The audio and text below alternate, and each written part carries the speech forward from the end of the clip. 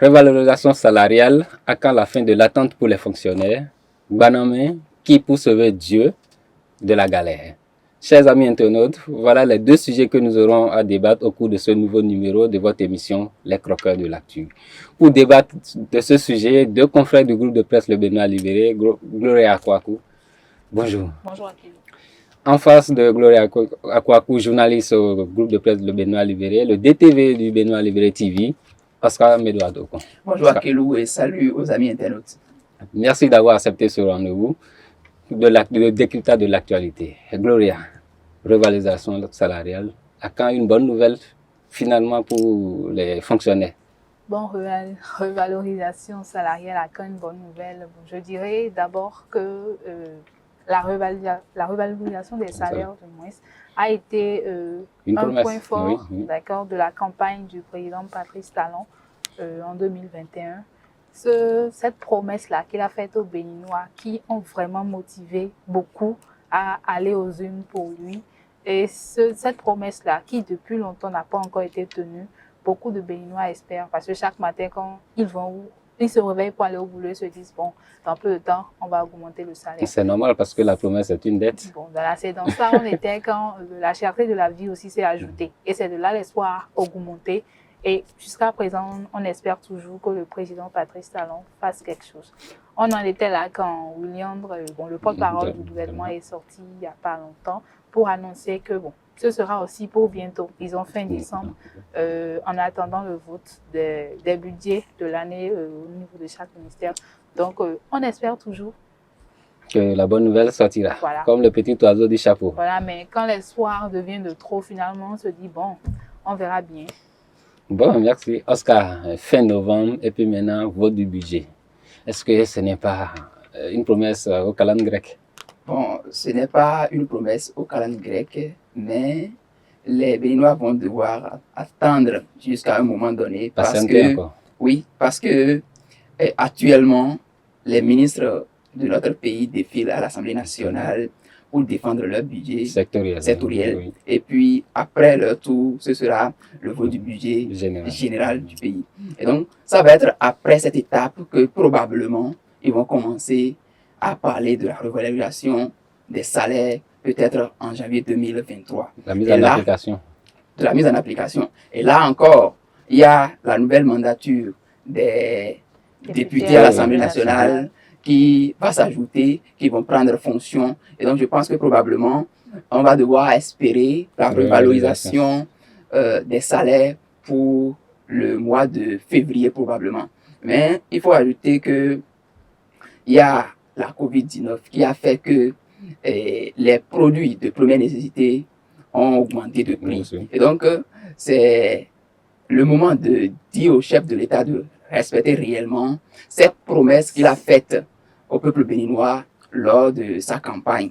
Parce que véritablement, beaucoup n'ont pas cru à cette promesse-là parce que il y a un adage de chez nous qui dit les promesses électorales n'engagent que ceux qui y croient. Et donc, fondamentalement, beaucoup n'ont pas cru à ça. Mais nous, en tant que journalistes, en tant qu'éveilleurs de conscience, nous l'interpellons vivement afin que quelque chose se fasse dans ce sens-là pour que les Béninois, les fonctionnaires surtout, aient gain de cause. Voilà, mais Gloria, est-ce que les gens espèrent toujours, comme tu l'as dit là, que cela puisse venir en janvier déjà, après le vote, fin décembre, je suppose, du budget général? Pour cela, il va falloir vraiment attendre parce que, comme vient de le dire mon collègue, on espère que ça vienne pour février. C'est vrai, fin janvier, je suppose. C'est vrai, le budget sera voté en décembre. Oui. Je suis sûre qu'on va finir de parler d'abord de l'installation des députés. Ils vont entrer en exercice. Maintenant, ce budget qui a été voté à l'Assemblée nationale, est-ce que cette somme est déjà dans la caisse de l'État? Comment on fera pour que ce soit dans la caisse et avant de maintenant commencer à réfléchir à comment disperser cela. Et on sait très bien que le président que nous avons là, il ne fait rien à la hâte. Il va à son rythme et quand c'est bon pour lui, il dit voilà, on y va.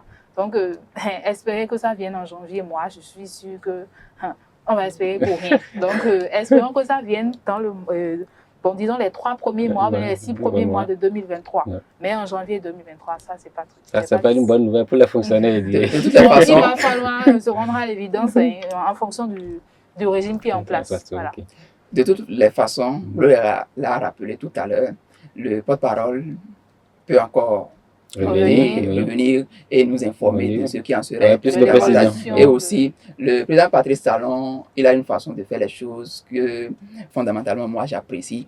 Il pouvait anticiper parce qu'il est entouré des hommes d'affaires, il est entouré de plein d'organismes internationaux qui pouvaient anticiper sur ce montant-là avec lui. Et donc, je pense que probablement, beaucoup de choses sont en train d'être faites de ce côté-là pour réellement satisfaire les Béninois. Parce que, vous savez, le chef de l'État, ce qu'il fait pour améliorer le panier de la ménagère dans notre pays est fondamental. Faut-il le rappeler, avec son ministre, le ministre de l'économie et des finances, il voyage beaucoup à travers le monde afin de conquérir les bailleurs de fonds pour que ceci ou cela soit fait dans le pays. Et donc, fondamentalement, je pense que ce ne sera pas une promesse. Non, on ne fait que lui rappeler afin qu'il sache que réellement, il a fait une promesse auquel il doit vraiment réaliser. Voilà, une promesse que le président doit tenir avec la nouvelle législature qui viendra s'installer. On aura encore plus de députés. Donc, ça veut dire que la masse salariale augmentera au niveau du budget général de l'État. On passe de 83 députés à 109. Voilà. À 109. Chers amis internautes, nous allons marquer une pause avant de revenir pour le second sujet. À tout à l'heure.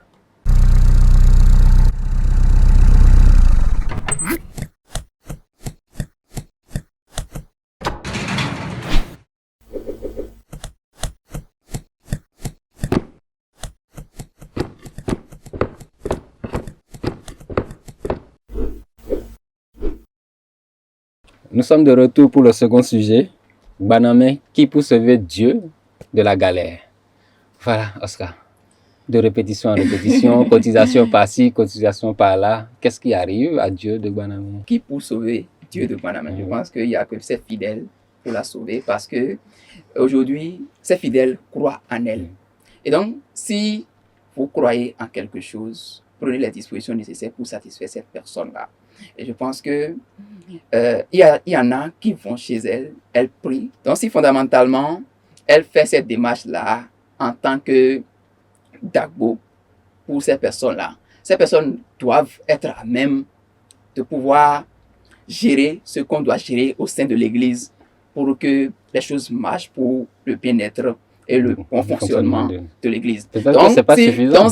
Donc, si elle demande de cotiser 1000 francs, ceux-là qui sont ses fidèles, qui se réclament encore aujourd'hui, ces fidèles, doivent être en mesure de lui donner à cœur ouvert ces 1000 francs-là pour participer à la gestion de l'Église, dans le sens où peut-être c'est l'énergie qui cause problème, soit c'est l'eau qui cause problème, ou soit c'est un autre matériel de sonorisation peut-être qu'elle veut acheter pour faire passer simplement le message dans l'Église. Donc je pense que fondamentalement, moi je ne suis pas de cette congrégation religieuse, mais si vous croyez en elle et que véritablement, à travers elle, vos affaires prospèrent, vos affaires marchent, vous devez en mesure de donner plus que ça. Si vous sentez que réellement, grâce à votre croyance, par son entremise, tout marche, vous pouvez facilement donner ça. Donc, moi, je pense pas que le problème puisse poser à partir de l'instant où elle demande de lui cotiser quelque chose. Mais quand la cotisation commence par être revient de temps répétitive, est-ce que cela ne suppose pas que ce que les gens donnent ne répond pas, ou bien qu'il n'y a plus un certain nombre de fidèles? Bon, moi je ne dirais pas qu'elle a perdu ses fidèles. Bon, c'est pas. Parce qu'elle était allée de 2000, on est descendu à 1000 francs, maintenant c'est à 500. Qu'est-ce qui se passe réellement? Bon, est-ce que Dieu, quelqu'un qui s'auto-proclame Dieu, est-ce que depuis que vous êtes né, il y a on dit qu'il y a plusieurs religions justement, et chaque religion, mais chaque entité religieuse a son Dieu. Est-ce que ces fidèles-là sont déjà venus vous dire, vous, que leur Dieu leur a demandé une telle somme? Moi, je n'ai jamais vu ça. Comme il y a ces audios qui circulent où elle demande aux fidèles de cotiser, parfois à coup de menaces. Quelqu'un qui s'autoproclame Dieu, c'est qu'elle a les reins solides. Et quoi qu'en soit ce qui se passe, c'est qu'elle n'aura pas besoin des fidèles. Donc les fidèles sont là juste pour lui porter, donner un poids Un coup de main. Voilà, un coup de main. Donc, on a constaté que récemment, depuis pratiquement 1 an, elle ne fait que demander de l'argent, demander de la cotisation et tout. C'est vrai qu'on a eu des rumeurs, soi-disant que sa popularité, mais sa cote de fidèles a diminué. Bon, ce qu'elle faisait avant pour que la cote soit à un nombre donné, mais qu'elle reprenne. Et bon, en reprenant, quand elle aura une somme donnée, elle n'aura plus besoin de demander. Parce qu'à chaque culte, elle aura ce qu'il faut. Et même plus. Parce qu'elle peut travailler pour que, à part les fidèles qui sont partis, ils reviennent et d'autres reviennent encore. Donc, mais non, qu'elle se mette au travail et qu'elle arrête de rendre. Je pense que c'est une question de. Je suis un peu d'avis avec vous quand vous dites que c'est les fidèles qui vont la sortir. Mais la fidèle était tranquille quand elle a mis sur pied son église. Elle dit voilà, je suis Dieu. Et les gens sont venus vers elle. Mais pourquoi venir leur demander de l'argent? Non, mais la participation. La participation. Non, moi je pense que fondamentalement, elle est Dieu et elle devrait normalement prendre ses dispositions afin de ne pas vraiment se retrouver dans des situations données et demander à des gens. Moi je pense que véritablement, je veux vraiment demander à ces fidèles-là que si vous n'êtes pas de l'église, quittez l'église et aller faire autre chose. Mais que vous vous trouvez dans cette congrégation et que vous n'allez pas participer à la moindre cotisation dans l'église pour la bonne marche de la célébration. Même s'il faudrait demander, il y a de la manière. Je prends l'exemple de l'église catholique ou bien carrément de l'église évangélique. Si vous voulez de l'argent au niveau des fidèles, mais organisez des idoles, c'est simple. Vous le dites 4 dimanches, 3 dimanches à l'avance. Les gens savent que s'ils viennent telle date, on chante. On est dans une ambiance de joie. Et puis voilà, on donne l'argent allègrement. Bon, quand même, on donne quelque chose. De toute façon, je pense que... de cette manière que de dire chaque fois, et envoyer mes frères encore sur menace. Quel Dieu menace? Bon, de toutes les façons, moi, je pense que chaque congrégation religieuse a sa façon de fonctionner. Peut-être que la SB2E ou la SONEB va couper d'ici là.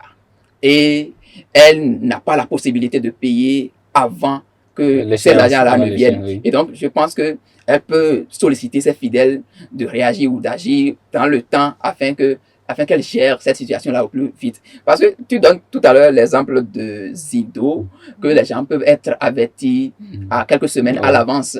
Mais ici, ce n'est pas le cas peut-être. Donc, je pense que ces fidèles-là, si vous vivez de la chose et vous bénéficiez de la grâce de cet Dieu-là, je pense que véritablement, vous devez agir dans le bon sens afin que ce qu'on enseigne, ce qu'on vous enseigne dans cette congrégation, qu'est l'amour, qu'est la fidélité, qu'est bien sûr l'amour du prochain, soit au rendez-vous.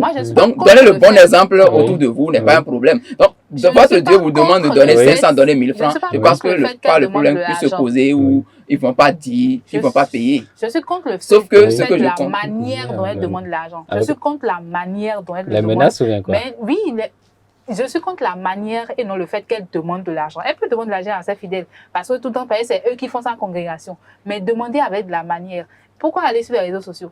Pourquoi? Je pense que... Est-ce que les prêtres à l'église vont sur les réseaux sociaux? Il y a ceux qui s'occupent du communiqué qui viennent le dire. Le prêtre, lors de l'homilie, lors de la messe, peut venir appuyer. Mais elle se lève, elle va dire qu'elle a besoin de tiers. Peut-être que la méthode normale ne marche plus.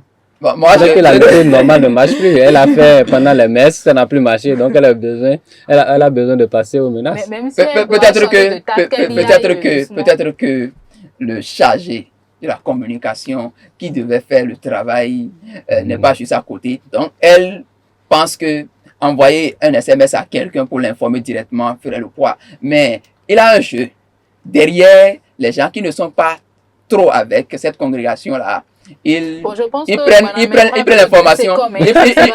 l'information d'autre manière. Et donc, l'information qui devait être conservée d'un fidèle de Guanamé à un autre fidèle de Guanamé passe à la place publique et rentre dans les groupes et donc sur les réseaux sociaux. Donc, fondamentalement, elle va peut-être changer la manière de communiquer, Oui, je suis d'accord avec la manière Non, je suis d'accord avec toi parce que tu as parlé de l'organisation au niveau de l'église. Mais vous formez bon, c'est comme pour quand même. Je ne suis pas vraiment partant. Merci. De toute façon, il faudra qu'elle change de la façon de communiquer et de la façon de demander aussi. Parce que on a eu comme retour que des fois là, elle menace, elle agresse, elle est un peu agressive avec ses fidèles. De cette façon-là, ça ne donne pas ce qu'elle voudra. Parce que fondamentalement, les fidèles diront que elles ne sont pas dans cette logique.